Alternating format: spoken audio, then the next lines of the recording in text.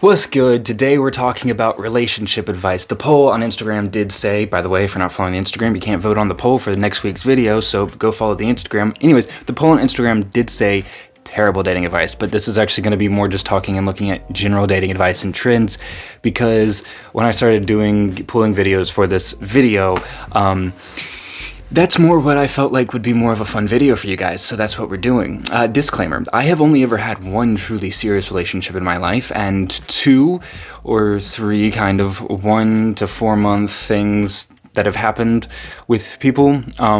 However, I have done the self-help healing woohoo journey as well, so there's my background in this, and so you're welcome to form whatever opinions you want to form on how much of my advice you want to take and how much of what I'm saying you want to listen to. Okay, so without that out of the way, I guess, without further ado, this is one of the more lighthearted ones that we are doing, finally, because the whole point of starting this was to do something a little bit more lighthearted, a little bit more fun. So let's just go ahead and hop into it.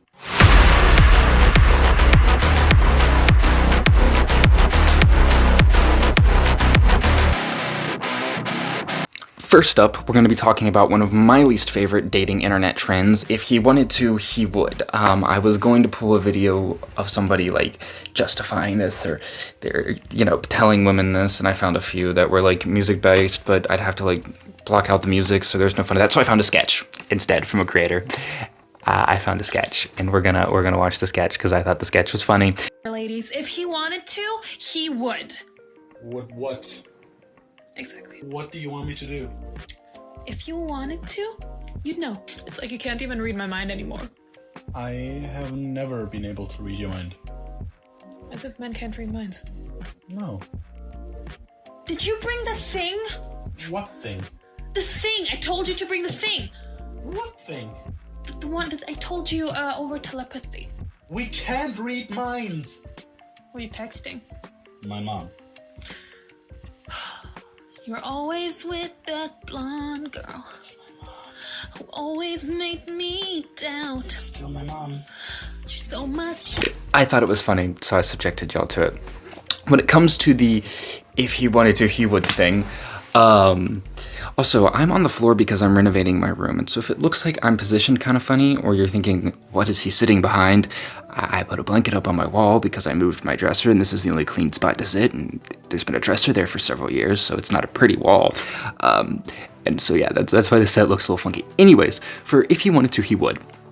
On the one hand, I can understand where people come from with that perspective. They're like, yeah, if he wanted to, he would, because like obviously if he cared about you, he would pull through on certain things. And for certain things, like I fully agree. Like if he wanted to give you kind words, affirmations, whatever you want to call them, he would. If he wanted to, be supportive of you, he would be. However, he's also not telepathic. And this goes both ways, that we're saying he because the slogans, if he wanted to, he would. This goes for women and men. You're not telepathic. You can't read each other's minds, so you have to communicate. And if you don't communicate the needs that you need fulfilled in communication and validation, the other person, your partner, cannot fulfill them. And that's kind of where the he wanted to, he would trended it up, where it was like basically expecting men to be mind readers, and they can't do no fucking shit. that. And neither can women. So yeah, that's sort of my thought and like the perspective. Like in some instances, it's very valid. Like if you want to give your partner compliments, you're going to give them compliments, and you should give your partner compliments. But also, your partner can't read your mind, so please communicate your needs. Anyways, next up, we're going to look at avoidance and anxiously attached people. Just because I think it's interesting, and it's also something that's very popular to talk about, and it's a very big piece of dating discourse. Before we get into this, I'm going to say that avoidance and anxious people are people. And when we talk about these sorts of things, we shouldn't vilify or, I guess, like, depict as an angel one group over the other or such, because avoidance get a really bad rap online. I actually talked about this one time on Instagram because I was frustrated watching, I was being fed relationship content and just watching video after video after video dogging on avoidance. And I'm just like, dang, that y'all really get like a bad rap. And then anxious people are always like, oh my gosh, these people are, it's not their fault. They're anxious. They're perfect little angels. Like, they're just empathetic little angels. again, no, y'all are like completely, so one part of this is getting like just dogged on and the other's getting zero accountability. How is this helpful to anybody? It's not. They're people, okay? I'm neither. My problematic attachment style was disorganized, so I'm neither, but I have dated both, and gone out on dates with both. You're both pretty annoying. I'm gonna be so for real, and yeah, that's about it. You're both people, and honestly, if you're not trying to grow and get better, you're both just not cool. But we're gonna watch a few clips, a few videos from the clock app about. Oops, got your coping skills. Now let's see what we got. That's not a coping skill. That one was kind of funny because it's a caricature, but it is what most people talk about avoidance doing. And in my experience with friends and hearing about their love lives and just in general, that's what avoidance do.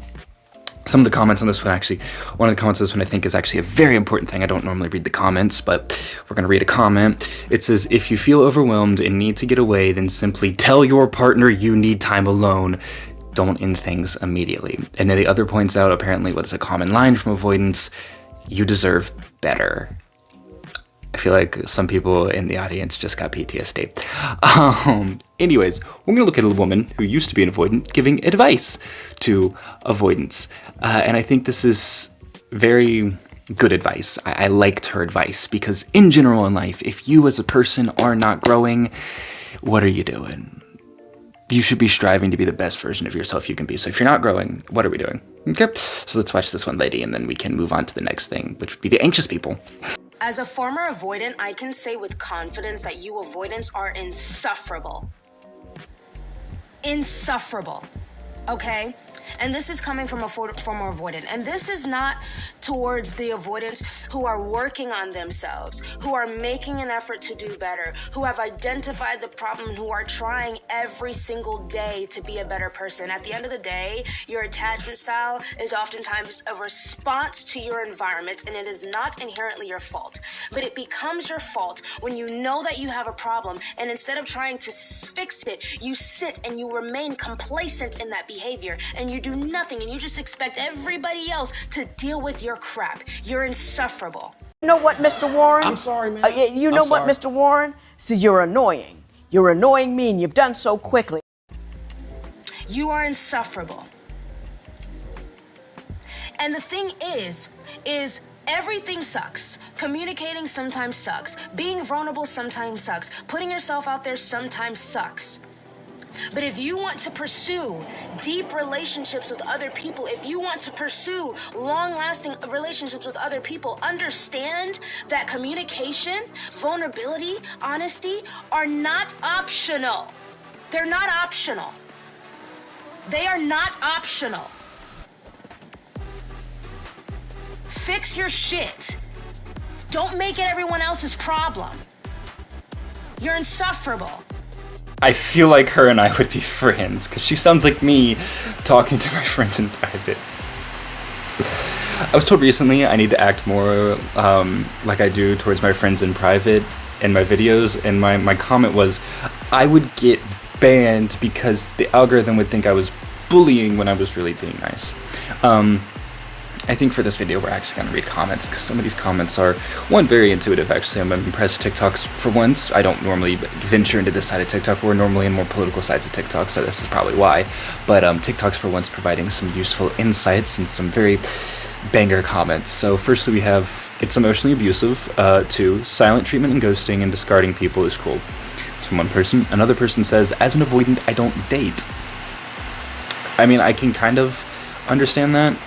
I do think though, if I don't think you should be banned. Like you're allowed to find love. I think you should take time for yourself and then come back and then hop back into the dating scene.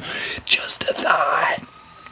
And then the last one that I'm going to read says that they destabilized people's nervous systems and dismissed them with so much cruelty, like it's nothing. So like I said, that vilification, because they are still people. You don't know that. You're not in their head. It's probably not nothing to them, and it probably sucks for them. They are feeling overwhelmed, and their response is to, and so in doing that, you off to the side, and they go, pew. But I mean, honestly, at the end of the day, they're going to something, and I'm sure there are plenty of people who are avoidant who do that to people and then look back at their life and go, dang, I should not have done that. Or they regret it, or they wish they could go back and get back with that person that they discarded. But obviously, I mean, that person's either moved on or is so hurt by it. I mean, if that person has some self-respect, that avoidant comes back, they're gonna be like, no, or at the very least, go to therapy and then we'll talk. Like, so yeah. We're gonna look at anxious people real quick. First up, I have a skit talking about just the day in the life of an anxious person. Again, I'm neither anxious nor avoidant, so I can't comment on how accurate it is. Maybe, how about this? You've seen the one, I guess I really didn't show a skit for avoidance. If you're an avoidant, though, do put your experience with dating in the comment section. I'd love to hear it. However, if you're anxious, tell me how accurate this skit is, because I would love to know. Oh, I really want to text them all the time. You haven't texted me in a week. Now I'm not going to respond for a week. Yeah, that's how it's going to go down. Wait, did I do something wrong? Is that the reason why you're withdrawing? I'm sorry, let me fix this immediately. We are not going to bed until we solve this problem. I don't care if we have to stay up all night.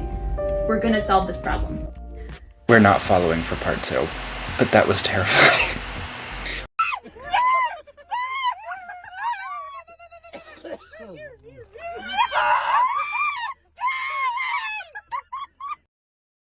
All right, we're gonna look at one more clip. Disclaimer, this is actually a person, I don't follow them on TikTok, I follow them on Instagram and YouTube. However, this is a person that I listen to a little, if I'm like, the whole time, it's biased, okay? I am probably a little bit biased because I do like this person. And I mean, if you are stumbling across this video, have never seen my content before, have no idea what burst the bubble means, has no idea what's going on, you just saw a relationship video and like, hey, maybe this will have something fun in it, I'm gonna tell you right now, go to this person's page. They have amazing, amazing content. 8 years of therapy in 60 seconds on how I healed my anxious attachment style from a former very fucking anxious girly. The power of the pause is going to be game changing. If you can just take a fucking second, take a breath, hand on your stomach, hand on your chest, and just remind yourself that you are in the present moment, you're not in the past and you're not in the future, it's going to be a game changer. It allows you to respond and versus react, because we're so reactionary that everything has to be, I'm not safe, I want safety, and instead we can say, wait a minute, what's actually coming up for us? Not everybody is a fucking avoidant attachment. Not everyone's a narcissist. Sometimes our behavior is too much for other people to handle. That doesn't mean you are too much. That means the way that you are showing up might be, and that could be pushing people away. Even the most secure fucking person. If you want daily texting, that is just because you are in a dopamine addiction loop. This has nothing to do with them, and if you feel like you're being abandoned, that is from the past and you are projecting that onto your partner or to anybody that you're fucking dating. Baby, if your mood is based on how they are treating you, or if they text you, that is fucking mirroring, and that is not actually being healthy and secure within who you are. You are allowing other people to determine how you feel, which is really fucking unhealthy. And the first step into codependency. Instead of focusing on, are they choosing me? I want you to start to look, am I choosing them? And I don't give a fuck how you feel about them. I care how you feel with them. So if you feel the spark and all these big emotions, let that shit subside so you can see who they really are, not the projection of the version who you'd like them to be on that fucking pedestal. Clock it. Love her content. Wasn't anxious, but when I started that trying to I know it sounds so hippie, woo, self-improvement journey. It sounds so hippie, but it's a thing most people should probably do at some point in their life, is take a moment and go, yeah, I should probably talk to a therapist. Yeah, I should probably do some reflecting and see where I can improve myself. Encourage everybody to do it. It's a great thing to do. This woman, amazing resource for just listening. We'll give you a kick in the ass, which is literally one of the comments. The algorithm is on fire today. One of the other comments, what really helped me was also the inner work of relationships books, talks about your inner child and how to heal the childhood wounds so you can be a better person, a better partner. I posted some reviews on it, and then one person goes, I'm struggling so badly with this. I'm in a new relationship with an amazing person, and I do not want to abandon myself or sabotage something else that can be great. So yeah, it's not easy, but a lot of people are talking about in the comments how, putting that work in ultimately makes your life better. So put the work in, because ultimately it'll make your life better. Moving on. So we're gonna look at alpha males. Alpha males is next on my list. I have, just bear with. You don't have to accept her rejection. In a world where vomit comes out of my mouth. Yes, please, for the love. Yes, man, the way you're gonna get a girl is by harassing her. Sorry. Remember that video? Here's a dating truth that you've never heard because everybody's too chicken shit to fucking say it. Women often reject men they actually like. Do you know that? Sounds backwards, but psychology actually explains why. When a woman feels attraction, it triggers vulnerability, and vulnerability scares her more than boredom ever will. This is so generalizing, it's not even funny. And it's just creepy and weird. I'm not endorsing this advice. This is a reaction video. We're reacting. And I promised some bad dating advice. There's many reasons that this can happen. She could be worried about the fact that she's going to give herself to another schmuck that has no idea or doesn't get it when it comes to dating. Or it can be that they got out of a relationship, a long-term relationship, divorced, widowed, whatever, and they feel vulnerable actually loving somebody again. Yes, they might go on dates, they might, sleep around, but they're vulnerable if they ever feel somebody that has the same sway as them or as their ex-husband or whatever over them. In these many, many cases, it's not that she doesn't like you, it's that liking you makes her feel out of control. And control is her... So what Homeboy's saying is basically, you're showing the same... This guy, his whole shtick is teaching guys how to manipulate women into getting with him. You may or may not have heard about him at some point. He got really in trouble on the internet for this exact line because it's creepy. It is creepy.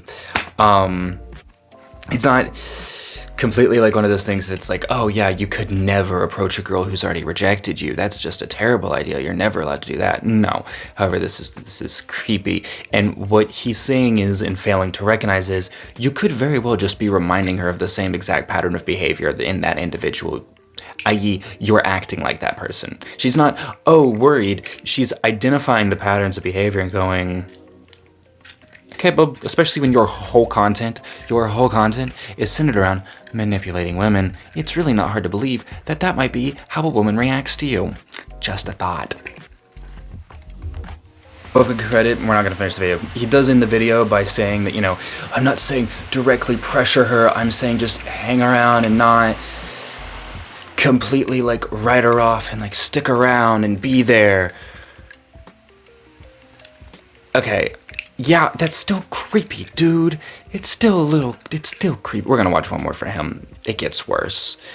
How feminists and feminism accidentally taught me cognitive dissonance, the dark psychology hack I used to manipulate hundreds of women into staying addicted even when it destroys their happiness. Back when I was a weak, nice guy, I tried to make women happy. It never worked. Then I watched feminists for years. They preach independence, you don't need a man, and casual sex is empowering, but deep down, many end up miserable, regretful, craving real dominance, and collecting cats. Yet they keep justifying it because their brain hates the pain of admitting that they were wrong all those years. That's cognitive dissonance, a powerful psychological weapon, very easy to use on women. When someone's actions don't match their beliefs, they change their beliefs or behavior to reduce the mental pain. Abby, what are you doing? I'm filing a police report. Firstly, what I want to talk about is the weak, nice guy thing. If you treat women like a gentleman, that does not make you a weak, nice guy. To guys like this, it does. Sorry, I pressed my production equipment.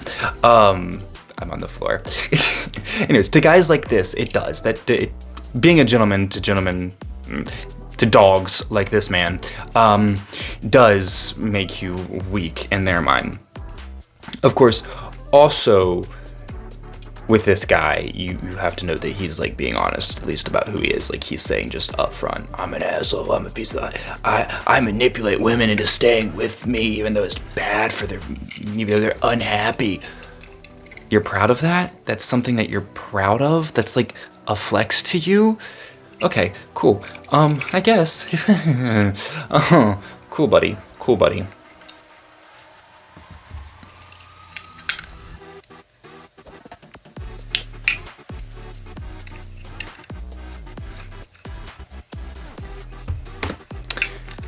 I do also have to say, I do agree, like, the hyper-independence narrative of the modern feminist movement is bullshit. It's not going to bring women to happiness.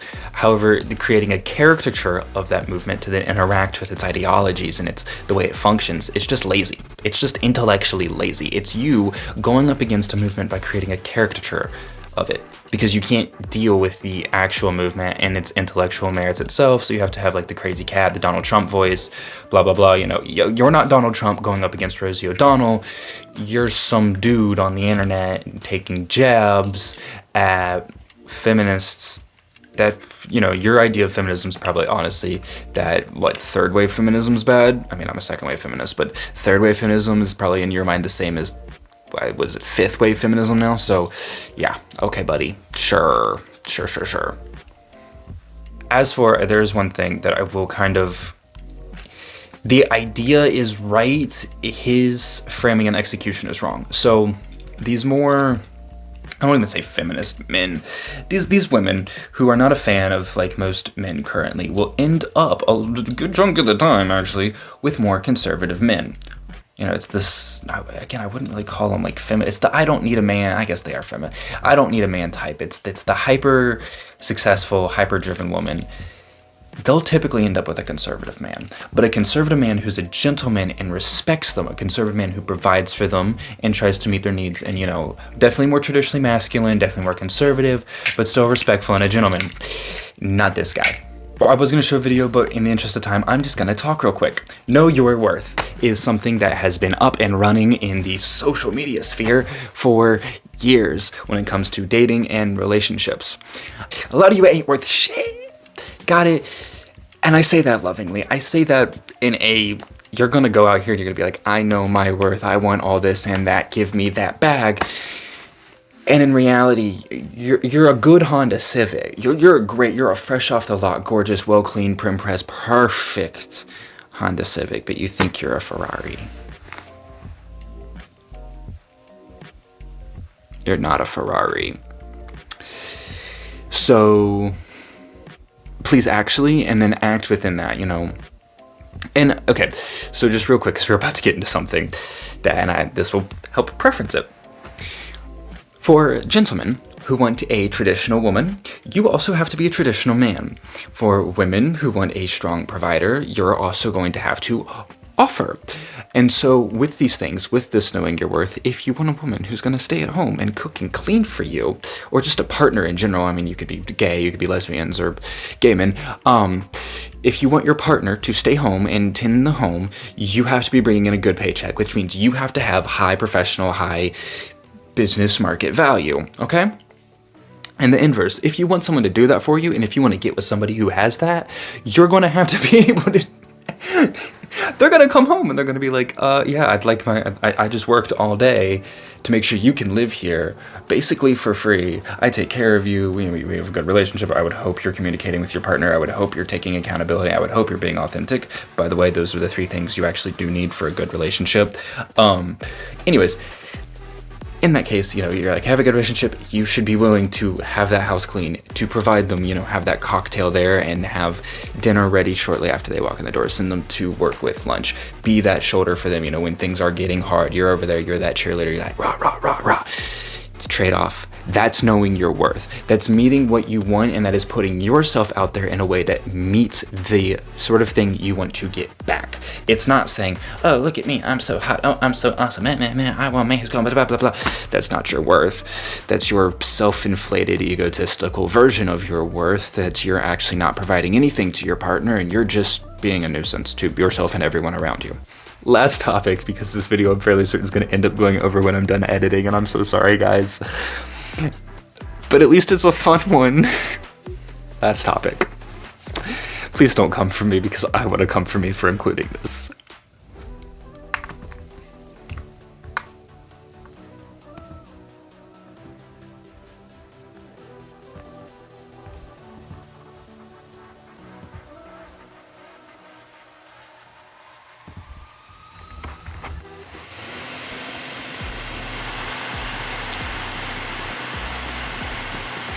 Most high-value men don't find a woman with a high body count as marriage material. There's something about a woman that's virtuous that we put on a pedestal. We hold it up as the ideal. A lot of women come at that and are very critical. Well, that's a double standard because a man can sleep around but a woman can't. I don't think it's a double standard. I think it's a difference in preferences. And here's an example of a difference in preferences. A man wants virtue in a woman. A woman... If they are telling you it's a double standard, that means that they also want virtue in you. Dumb it. She's looking at you and she's saying, I think it's a double standard. Guess what that means? That means she wants virtue. And yeah, she probably wants you to have a certain level of material, whatever. Good chance, just like what I literally just talked about, good chances she's expecting that she's going to have to bring something. If she's really like focused and she is saying like it is a double standard, because it is, and even if it's like, oh, we want to, it's a double standard, and most men who are like this are hypocrites. They have a high body count and they insist that their women have a low body. You're a hypocrite. You're a like factually, definitionally, you're a hypocrite. And if she's telling you it's a double standard and she's telling you want these things, then it's a double standard, and she probably wants you. You're not listening. Yeah, like you're just not listening. Wants material possessions in a man. She wants a guy that can provide and can provide well for her. We're not looking for a woman that can provide for us. We'll marry a chick that works at McDonald's. If she's sweet and takes care of us and she's high value and she's virtuous. One of the reasons why virtue is important to a man when he's picking a woman to marry. Men don't want to be compared to other men. It's not good for our egos that men have egos. You don't want to be the guy with the small... He said it. It's all about ego. It's all about ego. Congratulations. You actually don't care that you're being hypocritical with a double standard. It is all about ego. And I, for one, am actually for everybody across the board keeping their body count nice and low. I don't think it's a good thing to have hookup culture and be running around and be getting with a bunch of random people. I think it's a good thing to have a low body count for everyone. And I mean, if that's who you want to be, go pop off, go do your thing, whatever. Free country. Like, legitimately, it doesn't really matter. Just know that men like this, and I'm guessing people who want to just go do whatever don't want a man like this. I wouldn't. Because he's admitting it. It's an ego thing. It's an ego thing. It's a, I want to have possession over this. I want her to think I'm the best. I want, in comparison to other people, to be the best. Rah, rah, rah. Okay, we're going to finish the video because I'm well over on time, and I'm going to shut up now. False dick in the room, right? Like, just to be totally honest, like, guys are concerned about being compared to other men. They're concerned about what another man could provide to a woman, and they don't want to be in that comparison game with the woman that they have chosen to make their wife. Another thing is, on an evolutionary basis, men are conditioned, every species of male pretty much on the planet is conditioned the same way, to push their DNA, to move their DNA forward. And let's do this!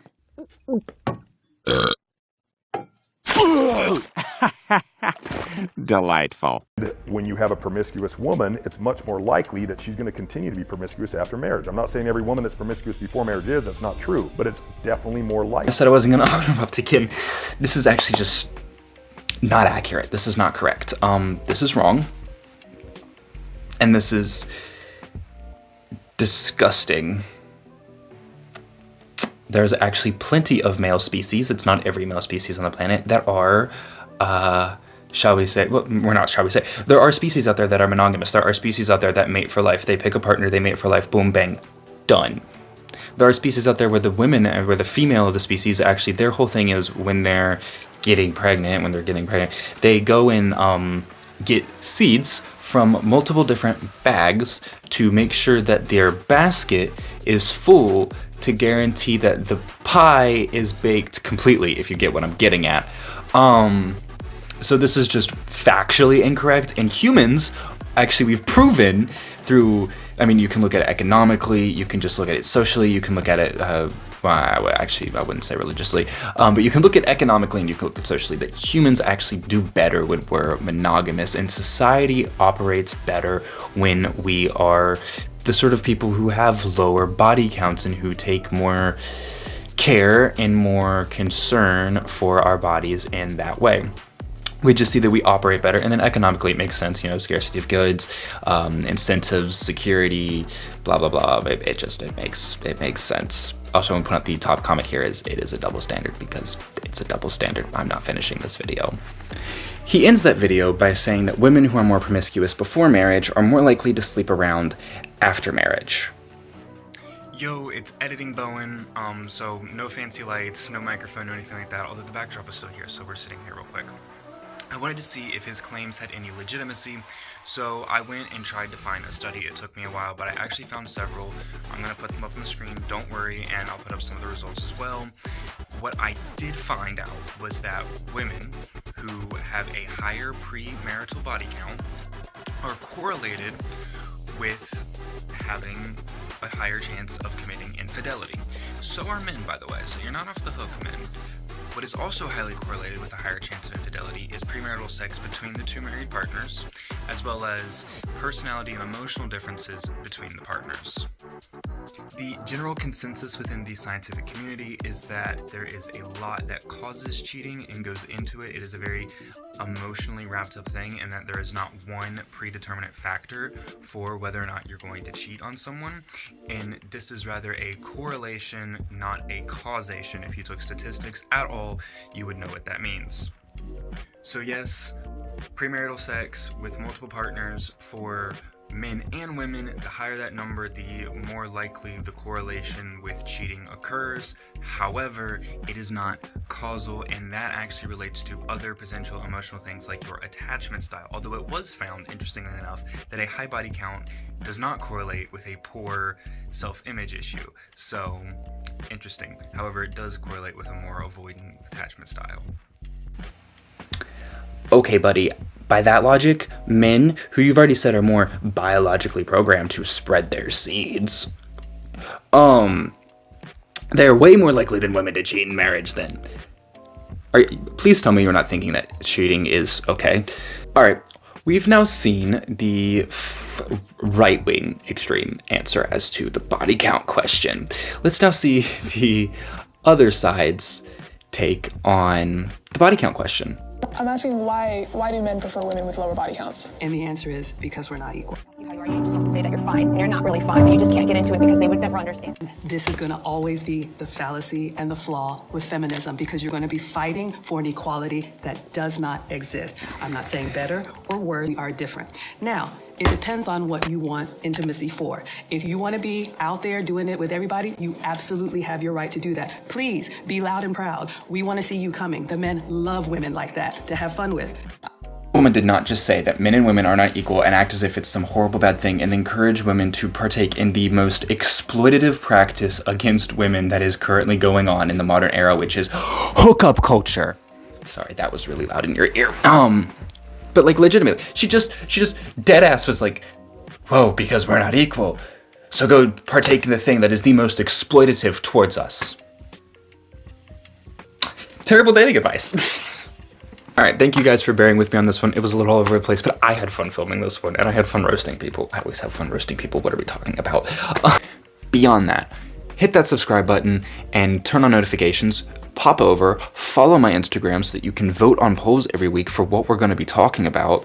And then yeah, just put your thoughts in the comments. Keep it respectful, please. Keep it respectful, please. Keep it respectful. Anyhow, but yeah, guys, thank you for watching. Like I said, what just happened with my lighting? Peace out. God bless, and have a great rest of your day.